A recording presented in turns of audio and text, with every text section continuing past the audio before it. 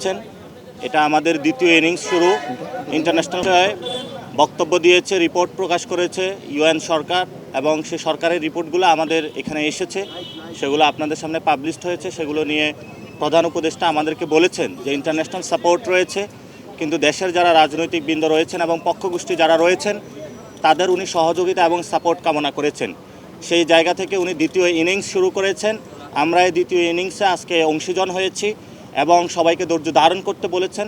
আমরাও বলেছি যে একটা টেস্ট ম্যাচের মধ্যে দিয়ে যেতে হবে আমাদেরকে, যেখানে ধৈর্য এবং সাহসিকতার পরিচয় দিয়ে আমাদের বাংলাদেশের 53 বছরে যে অসমাপ্ত কাজগুলো রয়েছে সংস্কার কমিশনগুলোর ইফেক্টিভের মধ্য দিয়ে আমরা সেই কাজগুলো সমাপ্ত করতে পারবো।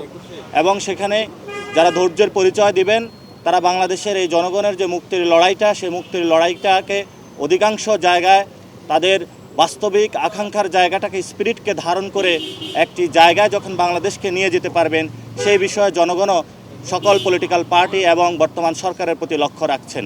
তো সকল পলিটিক্যাল পার্টি এবং যারা প্রধান উপদেষ্টা এবং যারা সংস্কার কমিশনে যারা হেড রয়েছেন তারা এই বিষয়ে প্রতিশ্রুতিবদ্ধ হয়েছেন যে মানুষের যে মুক্তির যে আকাঙ্ক্ষা, সেই বিষয়ে তারা প্রতিশ্রুতি এবং ঐক্যবদ্ধ। অ্যান্টিব্যাকটেরিয়াল অ্যাডিটিভ যুক্ত সেরা ওয়াটার ট্যাঙ্ক বিশুদ্ধ পানিতে ব্যাকটেরিয়া জন্মাতে দেয় না। আর আমরা যে বিষয়গুলো বলেছি, প্রধান উপদেষ্টা বলেছিলেন যে জুলাই একটি চার্টার হবে, এই চার্টারকে একটি আইনি প্রক্রিয়ার মধ্য দিয়ে যাতে পরবর্তী যারা ধারাবাহিকভাবে যে সরকারগুলো আসবে তারাও যাতে বাধ্যকতার মধ্য দিয়ে এই সংস্কারের যে শেষ কর্মদিবসগুলো পর্যন্ত চালিয়ে যায়, সে বিষয় নিয়ে আমরা পরিকল্পনা ব্যক্ত করেছি। এবং আমরা বলেছি বাংলাদেশের এবং জনগণের যে মুক্তি সেটা একমাত্র নিহিত হবে যদি আমরা একটি নতুন সংবিধান মানুষকে উপহার দিতে পারি। কারণ 72-এর যে সংবিধান রয়েছে, এই সংবিধানের মধ্যে বহুদলীয় গণতন্ত্র অসম্ভব এবং বাংলাদেশের যে শান্তি শৃঙ্খলা, জনগণের যে ঐক্যের জায়গাটা, সেটা দিন দিন বিনষ্ট হচ্ছে। এবং আমরা স্পষ্ট করেছি যে সংবিধানের অধীনে আমাদের 2000 ভাইকে শহীদ করা হয়েছে, 50,000 মানুষকে খুন করা হয়েছে এবং তাদের অঙ্গহানি করা হয়েছে গত 53 বছরে। এবং আপনারা দেখেছেন 75-এর আগ পরবর্তী সময়ে বাংলাদেশে যেভাবে মানুষের অঙ্গহানি থেকে খুন, গুম, নির্যাতনের প্রক্রিয়া চালানো হয়েছিল, তারই শেষ পর্যায়ে ভিক্টিমাইজেশন গত 15 বছর হয়েছে। আমরা সেগুলোর বিচার প্রক্রিয়ার কথা সুনিশ্চিতভাবে ইন্টারন্যাশনাল আইনে করার কথা বলেছি। আওয়ামী লীগের বিষয়ে কীভাবে একটি বিচার প্রক্রিয়ার মধ্যে দিয়ে গিয়ে আওয়ামী লীগকে জনগণের সামনে একটি উন্মুক্ত সাবলীল একটি উন্মুক্ত এবং জনগণের সামনে একটি দৃশ্যমান বিচার প্রক্রিয়া নিয়ে আসা যায়, সেই বিষয়ে আমরা কথা বলেছি। এবং আমরা বলেছি গণপরিষদ নির্বাচন এবং আমাদের যে জাতীয় ইলেকশন দুটি একসাথে চলতে পারে এবং সংস্কারের কার্যগুলো একসাথে চলতে পারে। এবং আমরা দৃপ্ত কণ্ঠে সেখানে এই বিষয়গুলো সকল দলমত নির্বিশেষে সকলের কাছেই আমরা উপস্থাপন করেছি।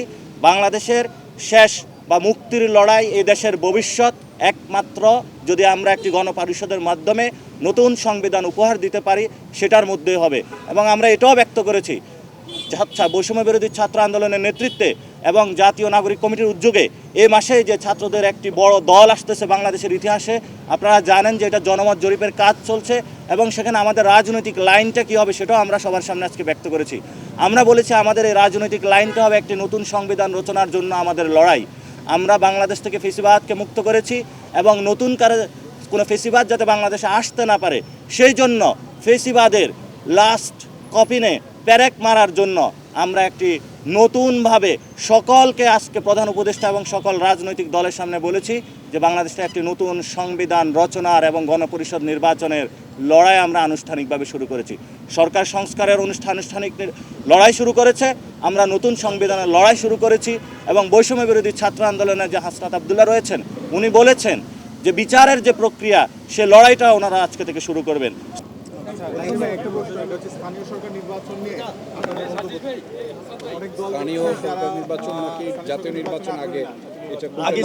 আমরা এই বিষয়ে কথা বলেছিলাম, আজকে অনেক দলের স্থানীয় সরকার বিষয়ে কথা বলেছে।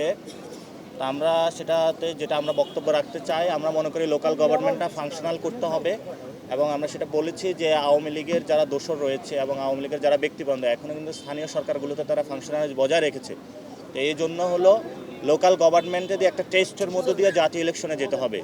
সেটা হলো একটা প্রাথমিক ধাপ। আমরা মনে করি জাতীয় ইলেকশনের আগে লোকাল গভর্নমেন্টকে শক্তিশালী করানোর জন্য একটা ইলেকশনের প্রয়োজন, আমরা সেটা স্পষ্ট করেছি। সেটা কি প্রতীকী নাকি আওয়ামী লীগ? সেটা আলোচনা হতে পারে, সবার ঐক্যমত আলোচনা। ঠিক আছে, থ্যাংক ইউ।